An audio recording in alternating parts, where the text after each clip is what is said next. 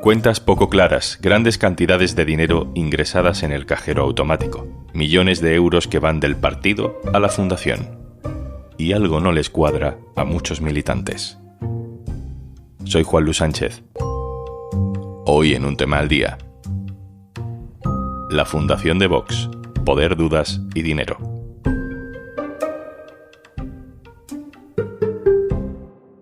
Una cosa antes de empezar. Hola, soy Juanjo de Podimo y aparezco por aquí para decirte que si quieres escuchar Un Tema al Día sin interrupciones, tienes una opción muy sencilla. Regístrate en podimo.es/aldía y disfruta de 60 días gratis de todo el contenido de Podimo en exclusiva.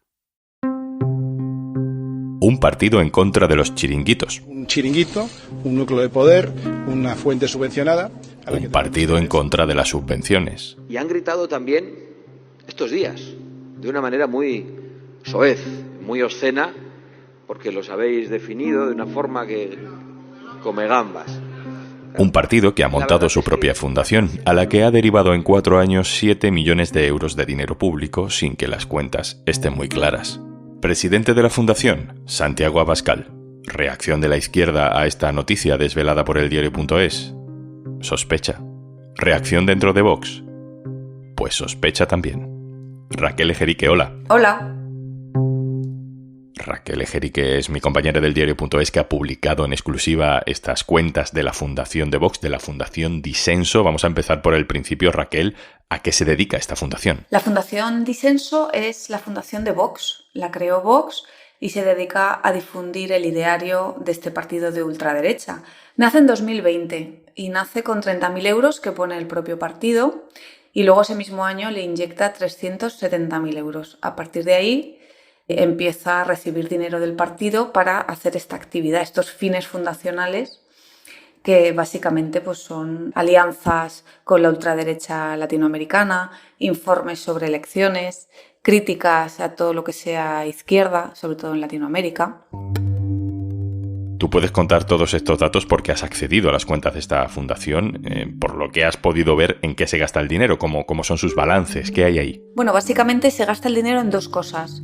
Una en salarios de personal que tiene contratado, que no es demasiado, son 25 personas, pero reciben en esa partida de personal es más de 1 millón de euros. Así que salen a unos 40.000 euros de media al año, lo que quiere decir que habrá personas ganando 20.000 y habrá personas ganando 100.000 o quizá más, ¿no? Ese nivel de detalle ya no lo tenemos. Por ejemplo, también tienen un medio en la fundación que se llama la Gaceta de la Iberosfera. La Gaceta de la Iberosfera es heredera de aquella Gaceta de Julio Ariza, que era el dueño de Intereconomía. Y ahí, por ejemplo, destinan 700.000 euros cada año. Es la actividad a la que más dinero dedica comparativamente. Luego tiene otras, la formación, los viajes, los informes, pero la partida o la actividad a la que más dinero dedica es a esta Gaceta, en la que básicamente es una web que publica artículos, opiniones, entrevistas, siempre del ámbito y de la órbita de Vox y de la ultraderecha, claro. Vox siempre es muy crítica con los chiringuitos, con las subvenciones, con las organizaciones que no son rentables. ¿Hay alguna actividad, digamos, rentable en la Fundación Disenso? Las fundaciones no tienen la obligación, porque no son empresas, de dar beneficios, ni debería ser su objetivo. Pero es cierto que hay otras fundaciones de partidos políticos que, bueno, pues tienen más ingresos mercantiles, ¿no? Porque puede ser por actividades que organiza y se lleva un dinero, o por venta de libros, etcétera, ¿no? El caso de Disenso no. Realmente es sorprendente porque en el año 2022 consiguió ingresar por actividad mercantil 285 euros, o sea, prácticamente nada. Vive y existe gracias al dinero que su brazo político Vox, el partido político, le envía todos los años. Si no fuera por eso, no tiene ningún tipo de palanca de nada que le pueda reportar un mínimo ingreso anual. Y ahí llegamos ya al meollo de la cuestión, ¿no? Que ha destapado además el malestar también en el entorno del propio Santiago Abascal. Has contado en el diario.es que Vox ha transferido en los últimos años 7 millones de euros a esta fundación. 7 millones de euros, que a todos nos parece mucho dinero, así como dato aislado, pero no sé en comparación con otras fundaciones si es mucho o es poco. Es muchísimo. De hecho, mirando la Fundación Pablo Iglesias, que es la del PSOE, y Concordia y Libertad, que es la del PP, las cifras no tienen nada que ver, ¿no? El caso de Vox invierte todos los años 2,5 millones aproximadamente. Este 2023 pues no lo sabemos, ¿no? Y en el otro caso de las otras fundaciones es muchísimo menor. Los ingresos por donaciones, lo que pasa es que no especifican de dónde vienen, si vienen del partido o vienen de militantes o de donaciones privadas. No es ni medianamente comparable. Eso es lo que convierte a Vox, la fundación de Vox, en una rara avis, ¿no? En el mundo de las fundaciones. No hay partidos políticos que estén enviando esa cantidad de millones a las fundaciones ideológicas que tienen. En el caso, por ejemplo, de Concordia y Libertad, que es el think tank del PP, aparte que gasta muchísimo menos que Disenso, recibió en subvenciones y aportaciones, aunque no especifica de quién, recibió 1 millón de euros menos que la fundación de ultraderecha, que recibe unos 2,5 millones. O sea, la del PP, 1 millón y pico. Y la fundación Pablo Iglesias, que es la del PSOE, gastó también muchísimo menos que Disenso y recibió también muchísimo menos, 500.000 de euros de subvenciones y donaciones, que es una quinta parte de lo que recibe Disenso. ¿Quién forma parte del patronato de esta fundación? ¿Quién gestiona ese dinero? Es el propio Santiago Abascal quien se ha puesto nominalmente, no como secretario del partido o como cargo, sino él nominalmente, quien preside Disenso. Y le rodean pues sus personas de confianza. Lo dirige Jorge Frías, que es un poco, dirige la parte, digamos, ideológica y los encuentros en Latinoamérica, pero al final esos patronos son del núcleo duro y cercano de Santiago Abascal. El patronato de las fundaciones es el organismo que puede pedir cuentas, que puede decir, oiga, sean ustedes más transparentes, oiga, ¿por qué se han gastado este dinero aquí? Oiga, ¿por qué gastan esa cantidad de dinero, ¿no?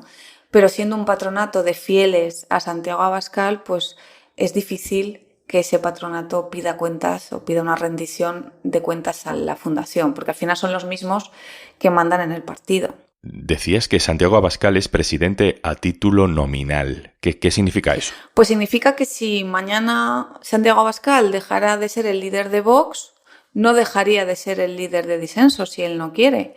Si se quiere ir, se puede ir, pero es él en persona quien preside Disenso. En otros casos, por ejemplo, en el del PSOE, pues es el secretario general del partido quien preside la Fundación Pablo Iglesias. En el caso de Vox, no. En el caso de Vox es Santiago Abascal. Vamos a añadir otro elemento también que ha trascendido durante estos días. El Tribunal de Cuentas ha detectado una serie de irregularidades en las donaciones a Vox, sobre todo en cómo llegaban esas donaciones. ¿Qué sabemos de eso? Bueno, el Tribunal de Cuentas le pone algunos peros al partido en los años 2018 y 2019.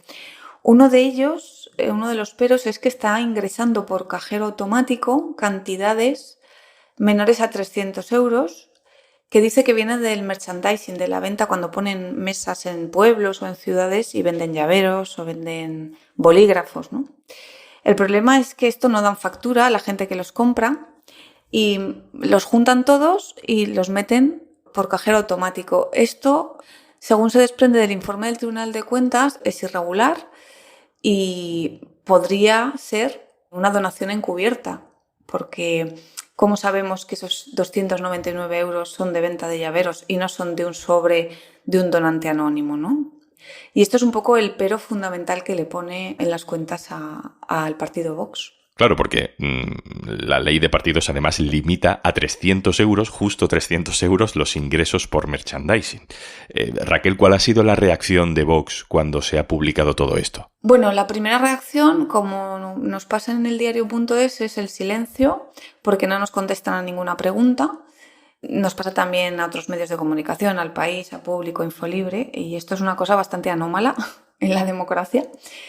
Y la siguiente reacción pública que tuvieron fue 3 días después, Santiago Garriga, el secretario general del partido, envió una carta masiva a su militancia justificando este traspaso de 7 millones, diciendo que, que la fundación era una fundación estupenda, que ese dinero está muy bien invertido y que esto es una conspiración de los medios contra Vox, etcétera, ¿no? Y luego también decía una cosa curiosa, que el partido Vox y la fundación eran lo mismo, ¿no? Que más daba que el dinero estuviera en un sitio que en otro, cuando es algo que no es así. No es lo mismo un partido político que una fundación. De hecho, llevan sus contabilidades separadas, son auditadas por separado por el Tribunal de Cuentas, o sea, no son la misma cosa. Esta carta se envió porque hay cierto malestar entre los críticos de la actual dirección y también entre la militancia, que se ha encontrado Con esto no quiero decir que se lo han escondido, pero no le han informado tampoco de este traspaso de dinero. Y ante el malestar, pues el partido decide enviar masivamente esta circular en la que intentan justificar esos traspasos de dinero. Raquel Ejerique, adjunta al director del diario.es, bienvenida de vuelta y muchas gracias. Gracias a ti. Vamos a profundizar en cómo ha sentado toda esta información publicada en el diario.es en Vox y entre los militantes de Vox. Hablo con la periodista que sigue la actualidad de este partido para el diario.es, Carmen Moraga. Hola. Hola, ¿qué tal? Carmen, ¿y los ceses que ha habido en los últimos días? Ha dimitido el gerente, ha dimitido una consejera en Extremadura. Ha habido como movimientos y ceses que no sé si tienen relación con este escándalo o no tienen nada que ver. Bueno, ellos lo desmienten, evidentemente también. Reconocen que Juan José Aizcorbe, que es el diputado por Barcelona que estaba haciendo esas labores, lo ha dejado por sobrecarga de trabajo, han dicho, porque no puede compaginar sus trabajos ahora con lo de diputado, y han nombrado a otro gerente. Pero vamos, yo creo que hay mucho lío interno en torno a las cuentas de Vox. Vox anunció a finales de septiembre que aplazaba sine die la celebración de una de sus grandes fiestas con la que inauguran el curso político, que se llama Viva. Pues a mí, según me contaron fuentes críticas del partido, Abascal decidió retrasar este evento porque la caja del partido después de la campaña del 23J se quedó temblando y al perder tantos escaños no podían contar con tanto dispendio como hace un año. Lo que es indignante para mí es que a raíz de las informaciones que se han publicado sobre todos estos temas, Vox se ha dedicado a señalar en las redes sociales con fotos y todo a los periodistas que hemos dado estas noticias. Carmen, hace tiempo que existe un run dentro de Vox sobre las cuentas, sobre las finanzas del partido. Tú aludes a esas críticas internas tras la carta de Garriga para tranquilizar a los afiliados y están los ceses. No sé, ¿existe la sospecha dentro de Vox de que la dirección esté utilizando la Fundación Disenso para fines diferentes a los que debería tener esa fundación? Bueno, ese run lo lanzó ya hace tiempo la propia Macarena Olona cuando se largó del partido dando un portazo, y ella sí que conoce bien los entresijos de Vox. Ella y algunos críticos sostienen que el dinero que se traspasa a Vox a Disenso va a servir en un futuro de colchón para cuando les llegue el retiro a Abascal y a otros dirigentes del partido, pero claro, eso son acusaciones que no se pueden probar. Carmen Moraga, compañera, muchas gracias. Pues muchas gracias a vosotros. Y antes de marcharnos... Hola, soy Juanjo de Podimo, con la buena costumbre de siempre de traerte algún estreno que yo intuyo que te va a gustar de todo el contenido que tenemos en nuestro catálogo. Esta semana hemos vivido una unión brutal en El Olimpo de las Diosas, el nuevo podcast de Enar Álvarez con Judith Tiral. Sí que me he dado cuenta que he cometido muchos errores, que todos han sido porque quería que me quisieran, por intentar encajar en lo que a mí me dijeron en su día que era el estereotipo de mujer que merecería el amor de un señor. Tienes que ser básicamente bastante sumisa y eternamente joven. Pero han sido errores para conmigo. Por ejemplo, a gente que me gustaba no se lo he dicho para que no pensasen que yo era una tía fácil, cuando claramente lo era. Yo he intentado tener citas con la clara intención de no follar en la primera cita. Que a lo mejor era una persona con la que yo solamente quería tener relaciones sexuales y es como, pero yo ¿por qué me estoy tomando una cerveza con esta persona? Si yo lo que quiero es comerle la Regístrate en podimo.es/aldía y disfruta de 60 días totalmente gratis de todo el contenido exclusivo de nuestra app. Esto es Un Tema al Día, el podcast del diario.es. Si te gusta lo que hacemos, necesitamos tu apoyo. Hazte socio, hazte socia del diario.es en el diario.es/socio. El podcast lo producen Carmen Ibáñez, Marcos García Santonja e Izaskun Pérez. El montaje es de Pedro Nogales. Yo soy Juan Luis Sánchez. El lunes, otro tema.